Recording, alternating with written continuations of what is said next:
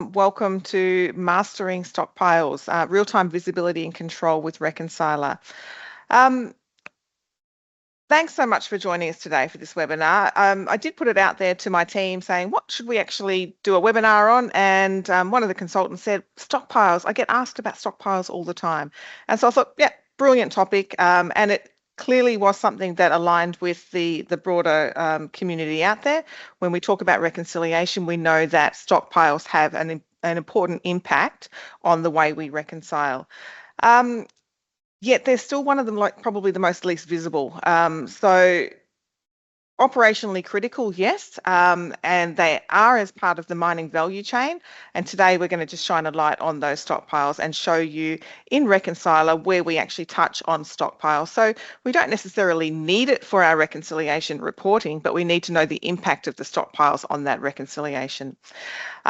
So we're going to walk through the workflows, including stockpile grouping. We're going to look at analysis, adjustments.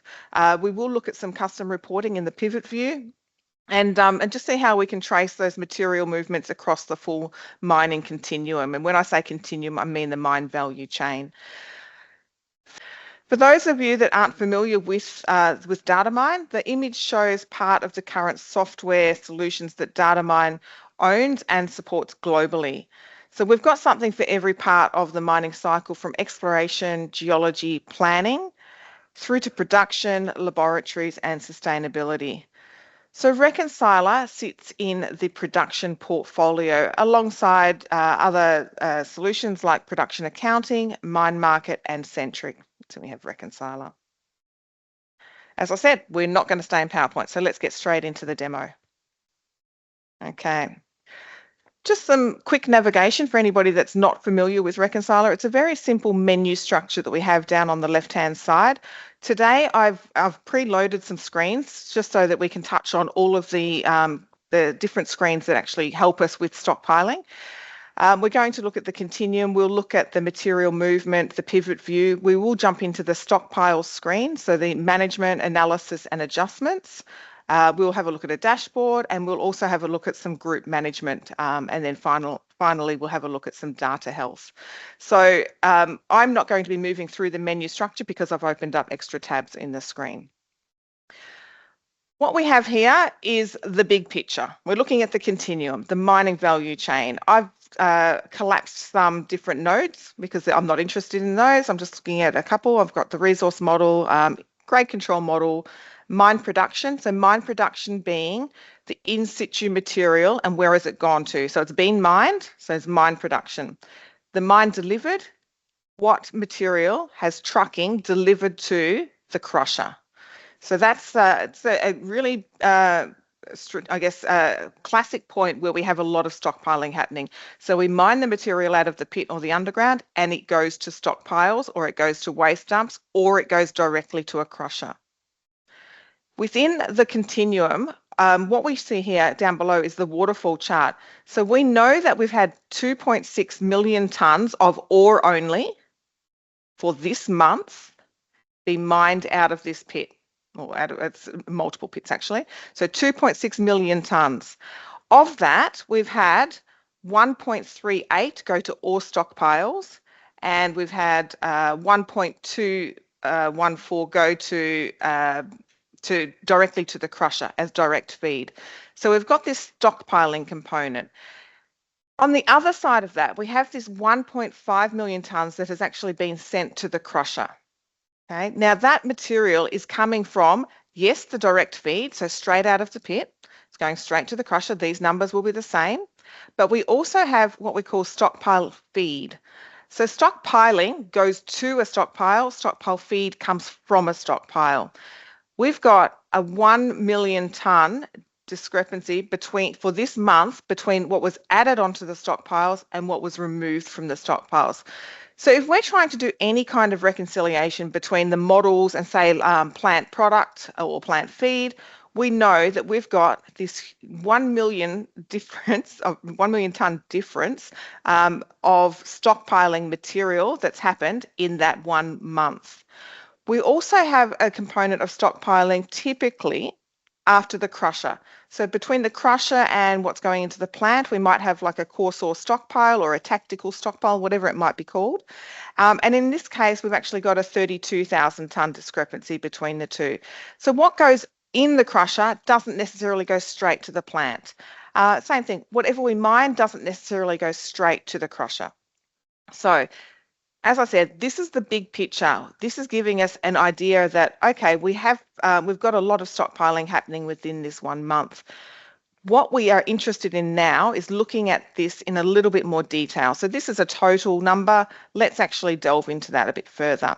I'm going to take us down to this material movement screen. So what we're looking at here is a visualization of the material that's been moved around the mine for the month of November. Now, if I was in a production environment, this is something I might want to set up with a quick link of, say, yesterday or months to date, so that I'm always getting the most recent data and I've always got a visibility into my stockpiles. These metrics, the mine production, the direct feed, the stockpiling, are exactly the same as what we were seeing on that first continuum page. But what we can do is we can create different data sets now. So we've got 3.9 million tonnes here, and I've created a data set and I've called it total. Whether I call that trucking, I call it haulage, dispatch, whatever it means the total mined movements for this period from in situ. Now, where has that material gone to? It's gone to the waste. It's also gone to direct feed. And again, we're looking at total numbers, yeah? So we're not looking at the detail yet. But then what I've done is I've actually created myself some different data sets on the stockpiling metric and also on the stockpile feed metric. And if I come over here onto the configure panel, you can see that I've loaded different data sets. Now I can make these data sets applicable to any of the standard metrics. So affected movements is the standard metric. So let's have a look at this one. This LG1 is this data set here. It's only applicable for the stockpiling metric. You can see I've highlighted a stockpile metric, and I've put a filter in and I've said for the destination stockpile LG1, give me the total tonnes and grade. I have just, I can set this up any way I want. I could have said, show me the source material types, show me the lithology types, show me the destination crusher if I was interested in direct feed. They're just opportunities to create your own filters on these data sets rather than just having a total. Really handy around the rehandle, the stockpile to stockpile movements that you might have on site. We just had a client recently ask how can we set up those data sets. It is simply a case of coming through and putting in a filter saying what my destination stockpile is or what my source stockpile is, and then choosing from your list of stockpiles. With the stockpile feed metric, what I did is it's slightly different. Rather than choosing the destination stockpile, I've actually chosen the source material type high grade. So we've got a high grade, a low grade, a medium grade, and a low grade. Now, if there is no low grade, which you can see there's not here, it just won't show that as a data set for this period. But if I had this showing for say December and there was low grade, it would then apply. It would actually show you the data set. Now this is setting up the data set. So we typically don't come in here and change things too much. We have the opportunity to have a list of files that you can just choose. Through an implementation and through the training process, we set up these screens as to how you would like them, and then you have, at least you've got a basis that you can start to build on them from. So as I said though, this is a total number still. What we want to be able to do is actually drill down into the data. So if I hover over any of these different data sets, you'll see they go light blue. If I click on one, what you'll get is the underlying data that makes up this total number. So now I'm starting to get a lot more information about what's this MG4. So where the destination is stockpile MG4, what was the source material? And we can start to see these blocks that have been sent to the destination, stockpile MG4, the equipment that was associated with it. If you do have like a timestamp on your haulage, on your trucking, that can come through as well. I've just hidden a lot of columns so that I've got information that's of interest to us today. Material type, and then my tons and my grades. Now the grades are whatever you select in here. So we bring in any grade that you've got on your model and we carry it all the way through the mine value chain. So if you've got some minor elements that may have an impact in your plant, I say bring them in, and you might not be interested in looking at them here, but you might be interested in looking at them when you're looking at the stockpiles that are going to the crusher. So you can load up as many different attributes as you want. So I've just kept it to a nice short set. And the reason I've done that is so that I've got everything in one view and I can see quite quickly on a daily basis if I've had material coming from the right source, because I will know what's happening in the pit or the underground, and I will also know if that stockpile is a real stockpile or if it's live. Now, if it's not, it will raise data health issues. And we'll look at those as the last screen today, but we'll have a look at the different data health issues that Reconciler can raise. So this is a sort of an insight. So now I've got the source and the destination. If I go over to the stockpile feed and we have a look at the high grade material, I haven't pulled out the TSP, which is the tactical stockpile, my high grade stockpile, but it says because it's a high grade material type, it knows what the stockpile name is. So it's actually going to bring it to me, to bring it to my attention. The destination being the crusher here. So just a nice, easy way to visualize what's happening around the mine. And as I said, you can set up your own separate data sets, or you don't have to set up any. I've also seen some set up with ore to waste and waste to ore, so to try and catch that ore misclassification. And what that looks like is you would have a different data set here called ore under the waste mine, and that would let you look at the blocks, the ore blocks that have been sent to a dump. And you could also have one here called waste, and you'd have any waste blocks that have gone to ore stockpiles, and that would be very visible, very visual and easy to actually make sure that you're either going back and fixing dispatch because it didn't really happen, or flagging it as dilution in your stockpiles. Okay, so this is sort of looking at everything, I guess, as how material flows in, flows out, and giving you that visualization. What we're interested in now is actually looking at the list of stockpiles. So we're going to move away from here, but just bear in mind with LG1, TSP, MG4, and also MG1 are the stockpiles that we're going to focus on in some of the other screens now. So I'm going to move down to the stockpile management screen. And I've been playing around with this. Let me just all of this off. Okay, so what we've got here is a list of all of the stockpiles and their closing tons and volume for a particular date and shift. Okay, now as you can see, there's quite a number. So what we have is this concept of grouping. And the reason we have grouping is so that when you go into, say, the stockpile analysis screen or to do some kind of custom reporting, you can actually just pull up a group rather than picking every individual stockpile. With the grouping, you do that under the Reconciler tasks, the group management, and I've gone in and actually created a webinar group just because it does take a good 10 minutes for that group to come through the very first time. But what I've done is I've just gone in and I added a group and I gave it a name. Actually, we'll just go into this one. I gave it a name and then I selected the stockpiles that I wanted to see in that group. And you can see they're the LG1, MG1, and MG4 and TSP. So they're the ones that we were looking at on the material movement screen. So I've called them webinar group. Obviously, you wouldn't call it that, but maybe it's your end of month stockpile inventory, whatever it might be, you create a group. So when we go back to this stockpile management screen, now I can start to use the stockpile grouping. And if I go down here, we've got webinar group, and we are given a nice clean list of the stockpiles that exist in that webinar group of stockpiles. And as I said, the closing tons and volume.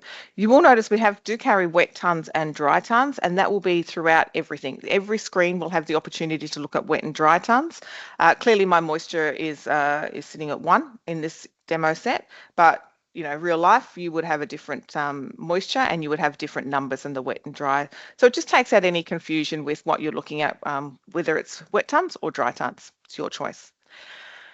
So now we've actually looked at setting up the group, so the webinar group of stockpiles. What we're going to do now is we're actually going to go into, that's the group there. What we're going to go is into the actual stockpile analysis screen. So I've just jumped from the stockpile management to stockpile analysis. And what we're looking at here is that webinar group. So I've just pulled up that webinar group and I've only got that list of stockpiles there to choose from. It's showing everything. I've got a few different ways of looking at the stockpiles in this analysis screen. And at the moment, we're looking at this as a closing balanced bar chart. Okay, so what we can see here is that the total balance is sitting up around 2.5 million tonnes, and I'm looking at this by day. I could be looking at this by shift. I could be looking at it by month if I was looking at it over a year, whatever it might be. I always have the table below. You don't have to though. You could just be looking at a chart only if it was for a report, and that's the case for all of the charts in Reconciler. It's chart and table, chart or table only.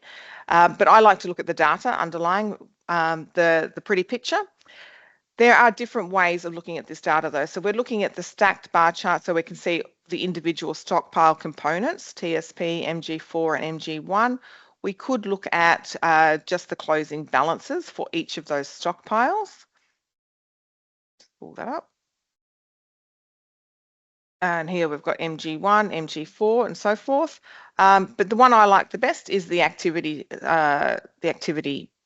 chart type. And the reason I like that is because it gives me the ability to see where I've had additions and removals on those stockpiles. So this is what I'm interested in, this movement. So I can see total additions, total removals. Now, while I'm looking at the group of stockpiles here, I'm actually going to say, okay, let's have a look at MG4. That's the one that's had the most movement on it. I want to interrogate that. And we can see we've got a nice closing balance of MG4. We've got the gold grade, because that's what I've chosen to look at. If I was looking at another element, I could have done that as well. And then I see the additions and the removals. Remember, this is by day. I could be looking at this by shift. Now, in the table below, I've chosen to look at the movement table. And so that's going to give me all of the additions, so all of these source blocks, the source material type, and then the destination, and then the grades associated with those source blocks. There are reclaims in here as well. If we just look at reclaims, so we've had some reclaims, and that's these darker blue from MG4 to the crusher. And we've also got the option of looking at, say, the closing balance. And so now I'm looking at the closing balance by day for the MG4 stockpile, because I'm just looking at the one stockpile to keep it nice and simple. But I can look at all of them together, okay? So I can just clear that and clear that. Yep. And we've got the closing balance and the reclaims and so forth. Now, this everything that you see here can be exported. So all of the tables can be exported into Excel. So we're trying to take you out of Excel, but we also know that sometimes you want to go into Excel. So you can export any data that you see in a table into Excel. We also have an API call where you can actually publish to, say, your Power BI dashboard, all of the data within Reconciler. So there's lots of ways that you can get the data out of Reconciler and reuse it, but there's also obviously some powerful tools within the product itself. Okay, let's now go and move this thing out the way, make an adjustment. So adjustments obviously need to be made. If a stockpile falls below 0 tonnes throughout the month, you will need to correct the tonnes on it to make the grade valid. So Reconciler will zero a grade if the tonnes go below 0 tonnes. And that's so that if you're feeding that stockpile to a crusher, you're diluting your crusher feed with a grade that's of 0. If you go and fix it and give it a more realistic tonnage, whether that be just somebody actually visualizing it and saying, look, I can't get survey there, but it looks like there's about 10,000 tonnes. That's still better than minus 5,000 tonnes on a stockpile. So yes, you will need to be able to make adjustments in Reconciler, and that's one of the main things that you can do to your data within the product. To do that, I've come into here, the adjustments screen. So there's a couple of different options. There's bulk adjustments. So at the end of the month, maybe you want to go in and manually enter in all of your stockpile adjustments. You can do that through bulk adjustments, or you can go in and actually make a single adjustment to a stockpile. So this is just an audit list, and we talk about having an audit trail on what you can do to the data. And this is what that audit trail is. So this is me as user 1. Oh, sorry, this is somebody else's user 1. I'm module user up here. And there's been a lot of wet tons adjustments made on these particular days and shifts. So I'm just going to look up MG4 and just have a look and see what's happened around MG4.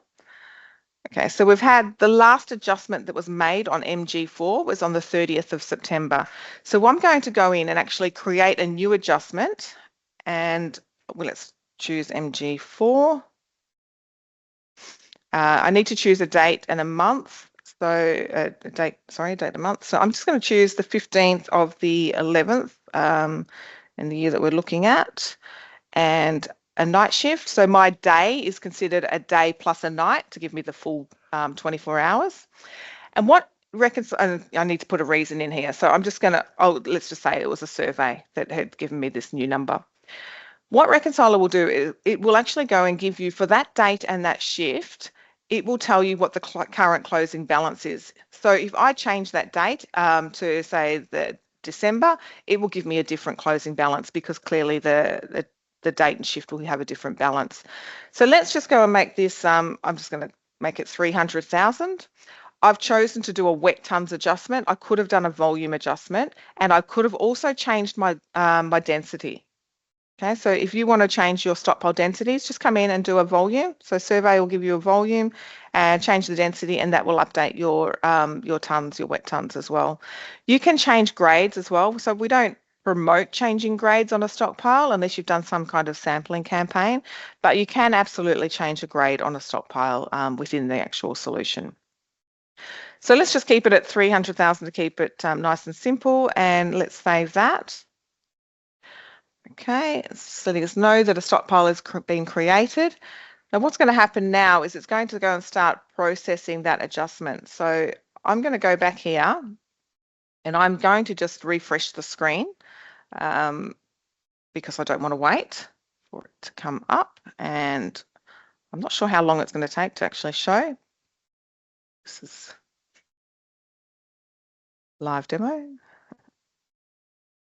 Okay, so you can see here I've got that adjustment. So now I can see quite clearly that I've had an adjustment being made on the 15th of November for 300,000 tonnes.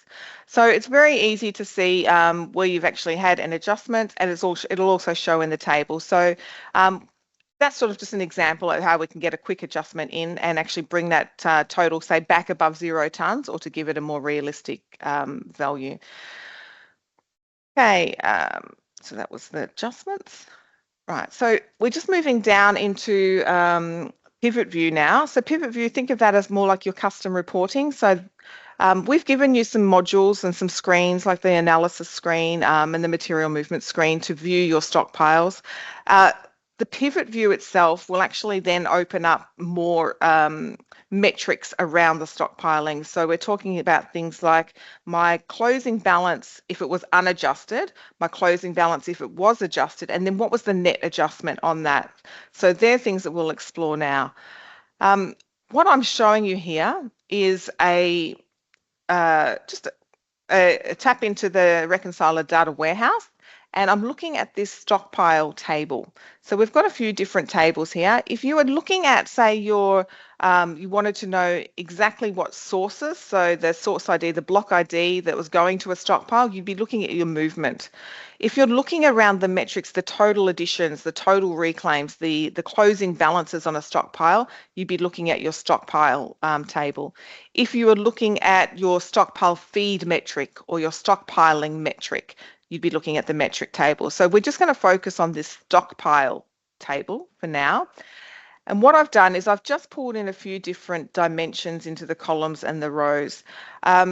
We have got everything listed here at the moment. So we just go down, we'll scroll down. So these are all of the different groups that we've got that have been set up. And you can see that webinar group up here. Let's just do some filters on that. So we're just going to do a stockpile entity group name. And I'm just going to pull out the webinar group.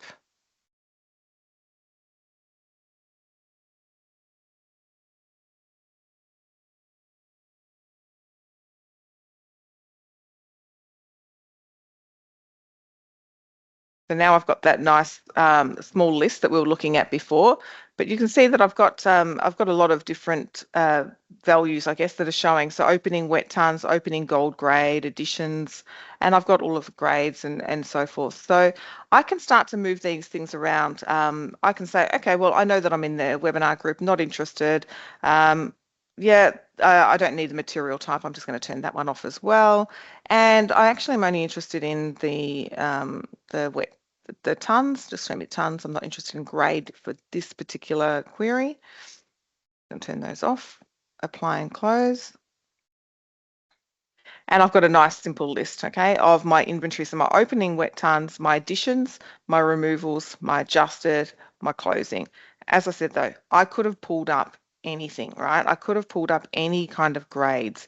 If I look at copper, I've got all of the copper additions there. And so really it is a huge table structure that you can just pull in what you're interested in looking at. You can move things around, so I can swap my columns and my months around, and so I could be looking at this by November, and then I'll have my my stockpiles across the top. And then I can also flick that into a chart, so a chart and table. And if I do this here, you can see I've probably need to just move that around again. Apply. Okay, so now I've got my the different tons, and I've just got it by different stockpiles. That probably doesn't make sense. I'm probably interested in looking at this more over a period of July, say July to December, and let's just try that. And this is what I do. I play around with it, and I just try different things and just see what I get. Now I'm looking at this as a line chart. I could be looking at this as a bar chart as well. Okay, and grouped bars, and I might just take some of those dimensions off and just say, let's just look at the unadjusted closing tons and apply.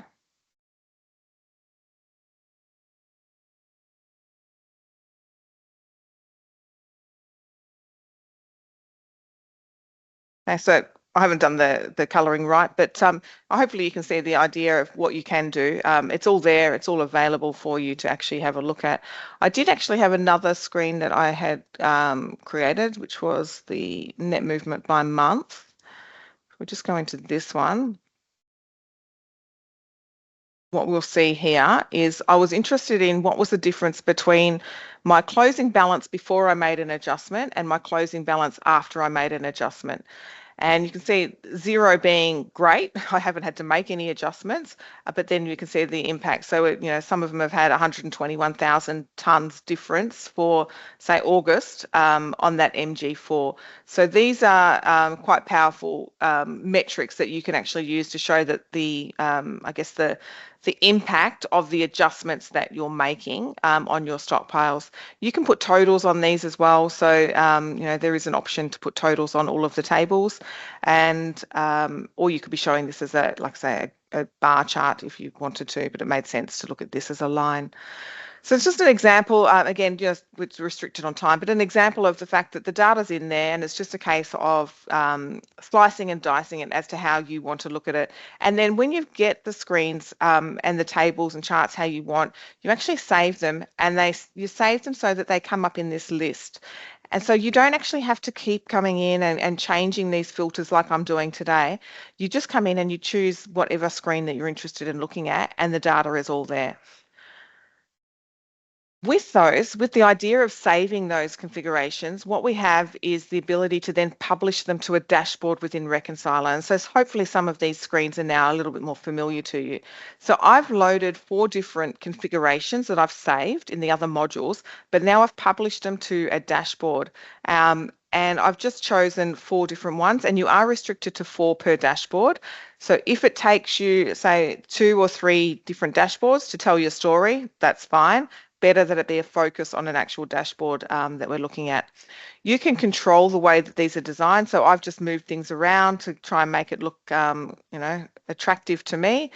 My stockpile inventory, I've got that. Everything that I could do in the actual module itself is also available here. So if I wanted to look at the TSP in the dashboard, I will get the underlying data there as well. Now, if you get screens that you're happy with and a dashboard is something that that is of interest of actually, every time you come into Reconciler, you want to be just looking at a dashboard, you set that as your home screen so that that's now going to be the screen that I'm presented with every time I come in. And don't forget to set quick links. So if you were interested in having a dashboard just for yesterday's data, you would set it up with yesterday's and save it as yesterday's so that it was populated with yesterday's data when you come into it tomorrow. Okay, just so I've sort of moved away from the analysis screens now. Just to sort of close up, as I mentioned, there are a number of different data health issues that Reconciler will raise around stockpiles, as well as around all of the other data that we import. So if we look at the stockpiles, though, there are, in this data set, and I've just pulled it up for a full year, we've got 2 different critical issues that it's raised. It's saying stockpile is falling below 0 tonnes, and there's an unknown source delivered to a stockpile. And if you open those up, that will actually give you a full list of those different issues that we've got here. So you can get that data out, export it and go back and fix it in your source system, or you can create a haulage alias or make sure that your model has got all of the blocks in there that you need. You can also suppress issues. So if there's anything that you say, well, that's waste, I don't really care about it, you can come in and you can actually suppress it. Okay, and you can do bulk suppression as well. They're just 2 of the different data health issues. I just wanted to take you now, just to close off, into the Datamine documentation website. So Datamine has product documentation around everything, and Reconciler's got quite a comprehensive online help. Anybody can access this, so you don't need to have Reconciler to be able to access this. You can actually go in and have a look at it.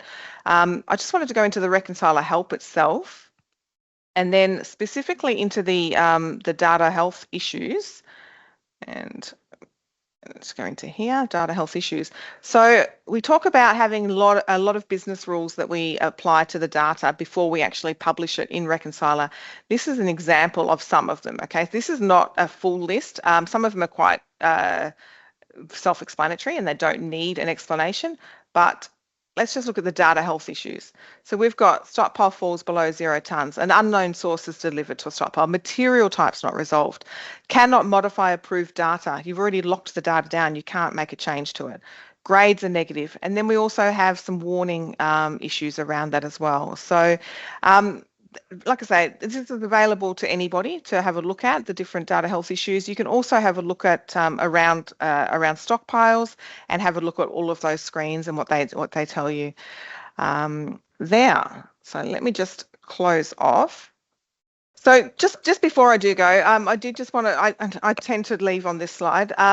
It does just highlight the companies that are trusting Reconciler for their reconciliation processes across the different commodities. So it's not just for gold or copper, which is what I tend to have in my demo. It does cover pretty much everything these days, bulk commodities, diamonds, base metals. But from the likes of BHP, Anglo American and Newmont to specialised operations, Reconciler has been a key tool in helping organisations improve their accuracy, their transparency and their efficiency across their reconciliation workflow. So whether it's tracking stockpiles or managing mine plans, or ensuring data confidence, Reconciler continues to deliver value across the global mining industry. So just to wrap up, just what did we cover today? I just walked through how Reconciler can give you real-time visibility into your stockpiles, how it tracks material flows, allows for adjustments with full auditability, and supports custom reporting all in one platform. Okay, so really important to note there, it's not separate Excel spreadsheets, it's one platform. But the key takeaway here is really simple. Stockpiles don't have to be a black box. You know, they should be very visible. Everybody should know what's happening on a stockpile. The Mets in the plant love to know what's coming, and they like to know what's sitting on a stockpile. If they've got a nice dashboard to show what's sitting on their run-of-mine stockpiles, then that's great. So with Reconciler, you know exactly what's there, how it got there, and how it's changing, backed by traceable, trusted data. If today's session has sparked your interest and you'd like to see how Reconciler can work in your specific environment, we'd love to continue the conversation. Whether it's a deeper demo or a walkthrough of your site's workflow, please feel free to reach out directly. Drop a note in the chat, we'll catch up with you. We're always keen to help you get more from your data. Okay, it's your data. We're just trying to give you, I guess, confidence and accessibility across all of the data in your mine. And while I've got you, just a quick plug for something exciting that's coming. We've got with my friends in Mine Market, I said, I'm doing a stockpile webinar. You guys should do a webinar on your blending capabilities. Mine Market has some amazing blending capabilities. So that will be coming in the next 4 to 5 weeks. So please, if that's of interest, don't forget to register for that when it comes out. But otherwise, thank you for joining, and I hope this has given you a fresh perspective on stockpiles in Reconciler. Thank you.